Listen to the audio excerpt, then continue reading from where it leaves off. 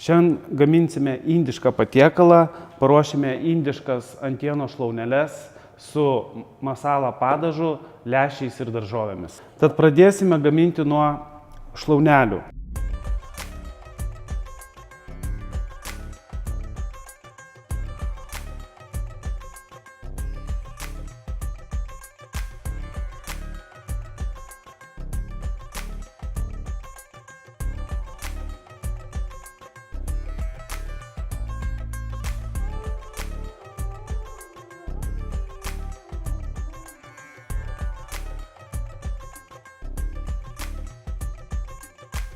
Nebijokit įsipurvint rankų, kuo geriau trinsite, tuo bus skaniau.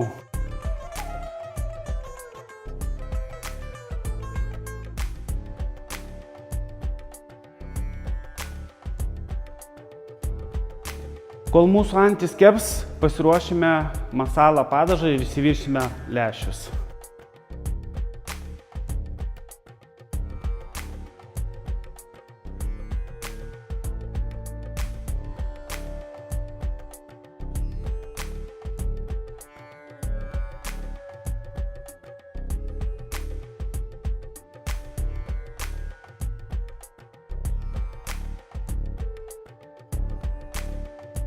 Kepant svogūnus, juos reikia visada maišyti ir gramdyti prieskonius nuo puodo dugno, tam, kad neprisviltų.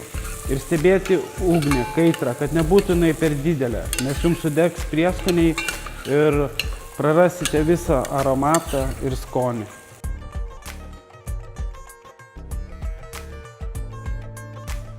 Kol verda mūsų lęšiai ir kepa svogūnai, susipjaustysime daržoves. Išimsiu cukinijos minkštimą tam, kad mano daržovės būtų kuo traškesnės, nebūtų kaip košė. Kaip ir minėjau, reikia visada pažiūrėti svogūnus ir nepamiršti jų pamaišyti.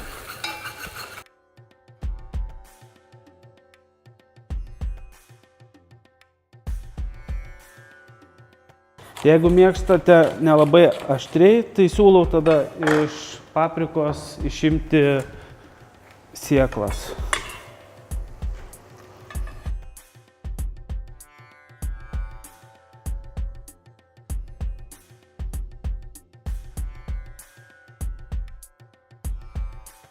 Taigi mano lęšiai jau baigė virti, aš juos verdu visada apie 20 minučių. O geriausias būdas juos patikrinti, juos tiesiog paragauti, ar jie minkšti. Pakuotėse dažniausiai būna nurodytas laikas 45 minutės, dar naktį mirkyt. Tai dažniausiai iš tų lęšių lieka tiesiog košė.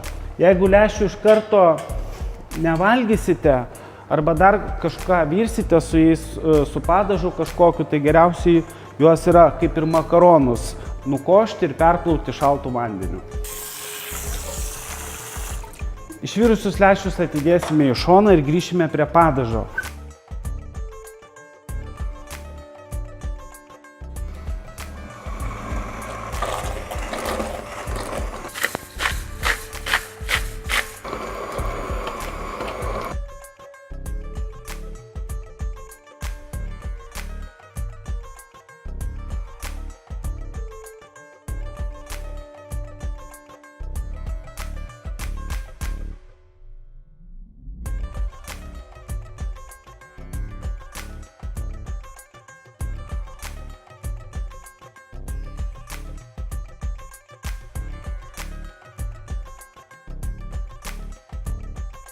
Jeigu matome, kad trūksta padažo, dar jo įdedam.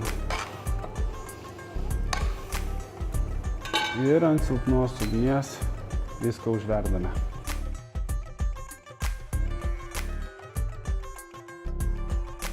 Mūsų troškinys jau garuoja, antis apskrudo, teliko ją patiekti į lėkštes.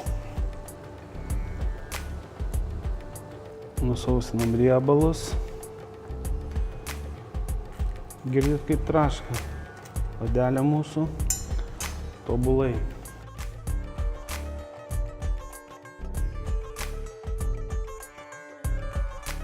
Ir palinkėsiu skanaus.